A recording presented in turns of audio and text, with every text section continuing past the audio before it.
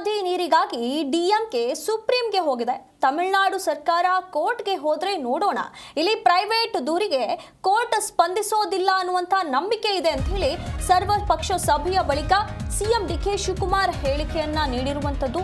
15 ದಿನಕ್ಕೆ ಒಮ್ಮೆ ಸಿಡಬ್ಲ್ಯೂಆರ್ಸಿ ಹಾಗೆ ಸಿಡಬ್ಲ್ಯೂಎಂಎ ಸಭೆಗಳು ಆಗ್ತಾ ಇರುತ್ತೆ. ಅವೆಲ್ಲರಿಗೂ ಕೂಡ ಕಾವೇರಿ ನೀರಿನ ಬಗ್ಗೆ ಮಾಹಿತಿ ಇದ್ದೇ ಇರುತ್ತೆ. ಈಗ ಸಿಡಬ್ಲ್ಯೂಆರ್ಸಿ ಸಭೆಯಾಗಲಿ ಸಿಡಬ್ಲ್ಯೂಎಂಎ ಸಭೆಗಳಾಗಲಿ 15 ದಿನಕ್ಕೊಮ್ಮೆ ಆಗಿ ಕೆಲವೊಂದಿಷ್ಟು ಆದೇಶಗಳು ಹೊರ ಬಂದರೂ ಕೂಡ ಅವರಿಗೆ ಎಲ್ಲದರ ಬಗ್ಗೆ ಮಾಹಿತಿ ಇರುತ್ತೆ. ಇಲ್ಲಿ ಒಳಹರಿವು ಎಷ್ಟಿದೆ, ನೀರಿನ ಮಟ್ಟ ಎಷ್ಟಿದೆ, ಡ್ಯಾಮ್ಗಳ ನೀರಿನ ಮಟ್ಟದ ಬಗ್ಗೆ ಸಂಪೂರ್ಣವಾಗಿ ಮಾಹಿತಿ ಇರುತ್ತೆ. ಈ ನಿರ್ಧಾರಗಳೆಲ್ಲವೂ ಕೂಡ ಮಾಹಿತಿ ಆಧಾರದ ಮೇಲೆ ಸಭೆ ನಡೆಸುವಂತ ಅನ್ನುವಂಥ ಮಾಹಿತಿಗಳನ್ನ ಹಂಚಿಕೊಂಡಿರುವಂತದ್ದು. ಈಗ ಈ ಒಂದು ಕಾವೇರಿ ನದಿ ನೀರಿನ ವಿಚಾರವಾಗಿ ಡಿಎಂಕೆ ಸುಪ್ರೀಂ ಮೊರೆ ಹೋಗಿರುವಂತದ್ದು. ತಮಿಳುನಾಡಿಗೆ ನೀರು ಹರಿಸಬೇಕು ಅನ್ನುವಂತ ಒತ್ತಡವನ್ನ ಹೇರಲಾಗ್ತಾ ಇರುವಂತದ್ದು. ಇಲ್ಲಿ ತಮಿಳುನಾಡು ಸರ್ಕಾರ ಕೋರ್ಟ್ಗೆ ಹೋದ್ರೆ ನೋಡೋಣ, ಇಲ್ಲಿ ಪ್ರೈವೇಟ್ ದೂರಿನ ಕೋರ್ಟ್ ಈ ಒಂದು ದೂರೇನಿದೆ ಪ್ರೈವೇಟ್ ದೂರು, ಅದಕ್ಕೆ ಕೋರ್ಟ್ ಯಾವುದೇ ರೀತಿಯಾದ ಸ್ಪಂದನೆಯನ್ನ ನೀಡೋದಿಲ್ಲ ಅನ್ನುವಂತ ನಂಬಿಕೆ ನಮಗಿದೆ.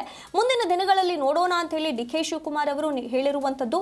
ಈ ಒಂದು ಸರ್ವಪಕ್ಷ ಸಭೆಯ ಬಳಿಕ ಸಿಎಂ ಡಿಕೆ ಶಿವಕುಮಾರ್ ಅವರು ಕೆಲವೊಂದಿಷ್ಟು ಮಾಹಿತಿಗಳನ್ನು ಹಂಚಿಕೊಂಡಿದ್ದಾರೆ.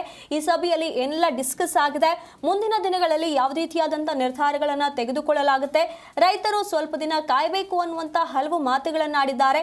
ಇಲ್ಲಿ ನಡೆಯುವಂತಹ ಸಿಡಬ್ಲ್ಯೂಆರ್ಸಿ ಮತ್ತೆ ಸಿಡಬ್ಲ್ಯೂಎಂಎ ಸಭೆಗಳ ಬಗ್ಗೆಯೂ ಕೂಡ ಆಕ್ರೋಶ ವ್ಯಕ್ತವಾಗಿದೆ. ಇಲ್ಲಿಂದ ಬರುವಂತ ಕೆಲವೊಂದಿಷ್ಟು ಆದೇಶಗಳು ನಿರ್ಧಾರಗಳ ಬಗ್ಗೆ ಈಗಾಗಲೇ ರಾಜ್ಯಾದ್ಯಂತ ಯಾವ ರೀತಿಯಾಗಿ ಆಕ್ರೋಶ ವ್ಯಕ್ತವಾಗ್ತಾ ಇದೆ, ಇದರ ಬಗ್ಗೆ ಮಾತನಾಡಿರುವಂತಹ ಡಿಕೆ ಶಿವಕುಮಾರ್ ಅವರು ಏನೇ ನಿರ್ಧಾರಗಳು ಇಲ್ಲಿ ಸಿಡಬ್ಲ್ಯೂಆರ್ಸಿ ಇಂದ ಅಥವಾ ಸಿಡಬ್ಲ್ಯೂಎಂಎ ಇಂದ ಹೊರಬಂದ್ರೂ ಕೂಡ ಅವೆಲ್ಲವೂ ಕೂಡ ಮಾಹಿತಿಯ ಆಧಾರದ ಮೇಲೆ ಬರುವಂತದ್ದು. ಅವರಿಗೆ ಎಲ್ಲದರ ಬಗ್ಗೆ ಮಾಹಿತಿ ಇರುತ್ತೆ, ಅದರ ಆಧಾರದ ಮೇಲೆಯೇ ಎಲ್ಲವೂ ಕೂಡ ನಿರ್ಧಾರವಾಗುವಂಥದ್ದು. ಹಾಗಾಗಿ ಎಲ್ಲದಕ್ಕೂ ಕೂಡ ಕಾಯಬೇಕು.